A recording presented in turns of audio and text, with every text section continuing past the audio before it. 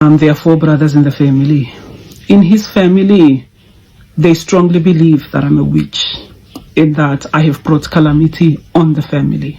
If today is the first time watching me, I go by the name Flamboyant Lifestyle. I'm a trainer analyst and also international keynote speaker. If you're not subscribed to this channel, please subscribe so that anytime I drop a video, you will be the first person to watch. We all know this guy, Kubala. This guy that was living in Scotland. Where in Scotland, he was behaving strangely, whereby the Scotland authority made him come to Ghana and he resided at Tunyane. A lot of things were going on. This man was behaving strangely.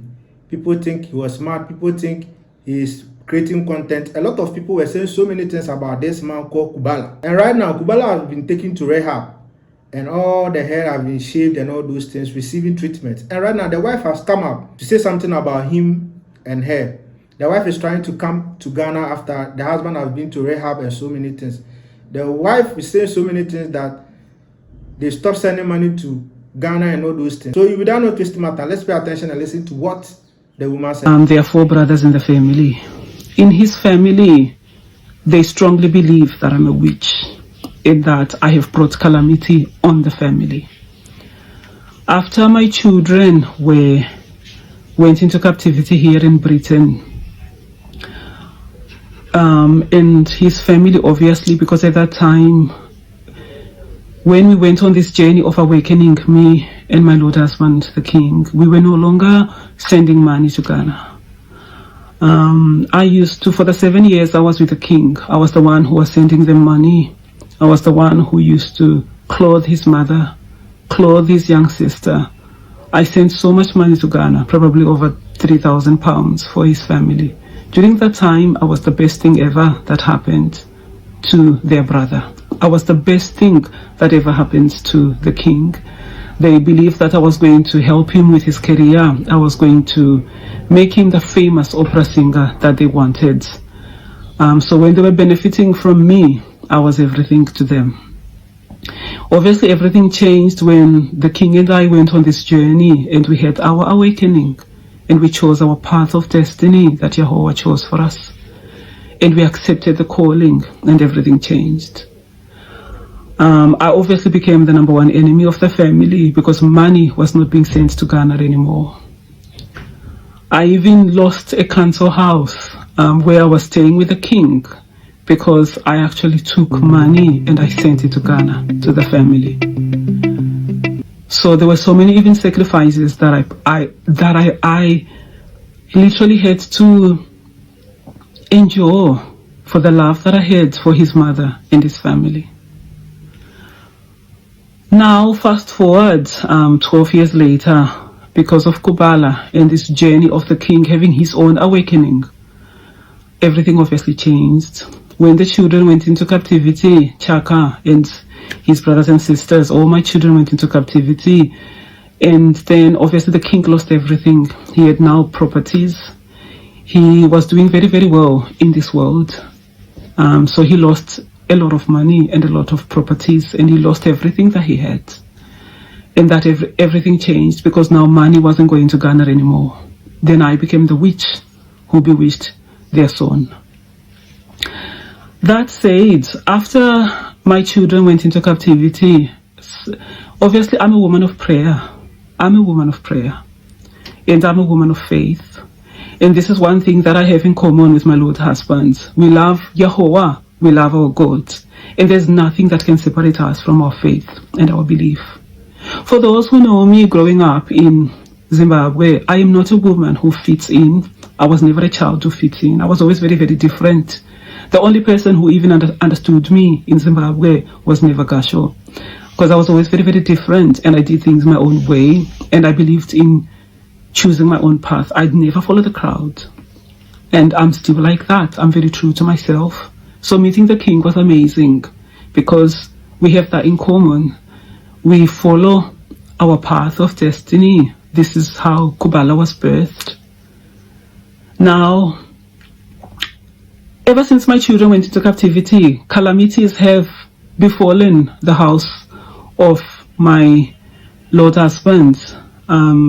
His older brother, BB, 6 months after Chaka went into captivity. He was diagnosed with cancer, colon cancer. He suffered so much. He went into hospital, and at that time, he started calling the king and telling the king to reverse whatever it is that has happened to him.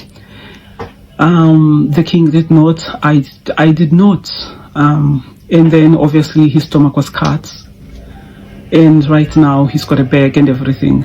It was very life-changing. He's still like ill. Then his younger brother, Afro, has had like a series of accidents. He keeps having accidents, 3 in total. 3 serious accidents where things just keep happening to him and his health. His other brother, Jeff, has had burns. He was just burnt. And somehow these things, according to his family, are my fault because they actually believe that I'm a witch. So I have caused these calamities to come upon them.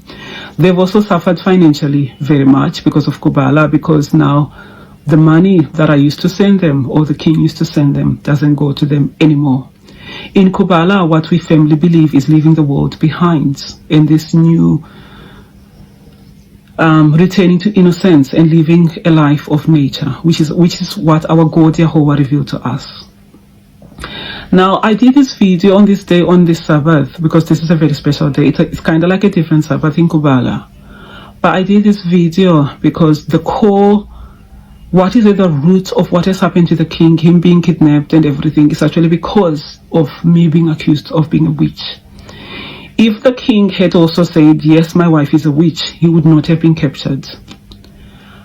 His family gave him an ultimatum to declare me a witch, or if he defends me, he's going to go down. And that's exactly what has happened. In Ghana, sadly, I do love Ghana very much. I actually do. I do love the people of Ghana very, very much. Ghana to me is actually my country as well, because my husband is from Ghana. So I do love Ghana. But Ghana has got some very, very frightening and very dangerous norms and cultures that, to be fair, the world is still a very, very dark place. We live in this illusion where we say we are now living in a modern civilized world, but we're not. There's just a cover, but we are still living in a very, very dark world. I'll tell you that. In Ghana, it is actually law, not law, but it is a custom where the family, the immediate family, are the only ones who are given, I don't know, like, if you're a woman and you even fall out with your family, you are in grave danger in Ghana. Only your family can accuse you of being a witch. And if they accuse you of being a witch, there's nothing the government can do. It's not even a law. Then you are taken as a woman and you are excluded from the family. They've got the power to do that. As long as they are your family, they've got so much power over you in Ghana. So in Ghana, there's no such thing. It's like freedom. As long as you have to be a Christian. You have to say Jesus Christ. So all these things with witchcraft in Ghana is very deep-rooted, and it's very, very serious actually, that even people have tried to make it even a law to that you cannot accuse somebody of being a witch. But sadly, that law has not been passed.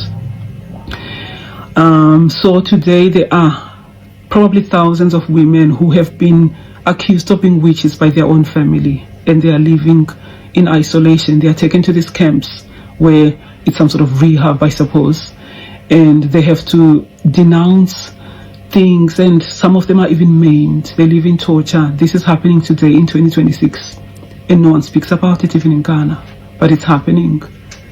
So what has actually happened to Kubala? The thing about Kubala is that Kubala is light, and because we are light, we expose even the evils, the darkest evils of this world.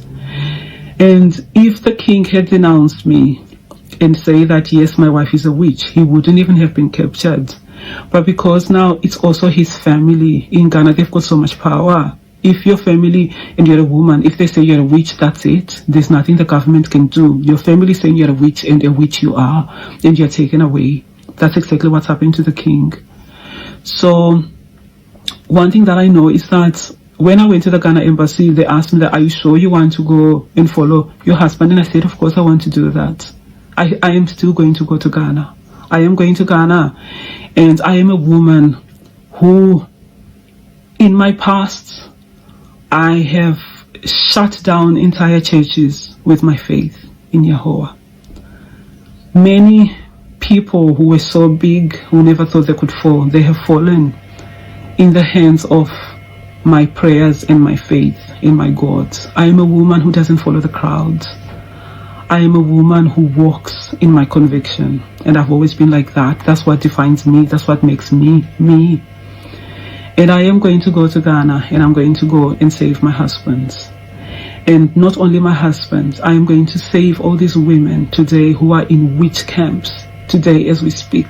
These women who are just different. These women who have had an awakening, who refuse to say Jesus Christ and who refuse to follow Christianity. These are the women who are in these witch camps, who are accused by their own family members of being witches. I want to change, and I know that the story of Kubala is not a story that is in vain.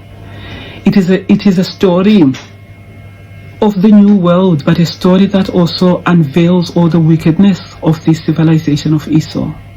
Christianity itself was brought to Ghana by Edomites. And this is the same religion that is being used to put all these women in camps and telling them that they are witches by their immediate families who say they are Christians. This just goes to show the wickedness of the religion of Christianity. That said, I am very, very powerful, and I'm very victorious, and I'm very vindicated. And even though the family of my husband say that I caused Bibi's cancer, so for that reason they are punishing the king. They say I have caused Afro's accidents. They say I have caused this calamity to come upon them, fires to burn, or whatever it is to burn them. They say I have caused it. But I know that it is my God, Yahweh, my prayers and my supplications to my God. I wouldn't say I have directly caused the cancer of Bibi. I haven't.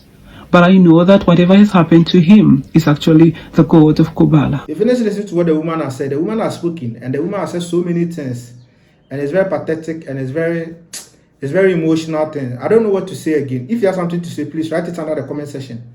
And if you're not subscribed to this channel, please subscribe so that anytime I drop a video, you will be the first person to watch. Thank you very much for watching this video, and I'll see you another time.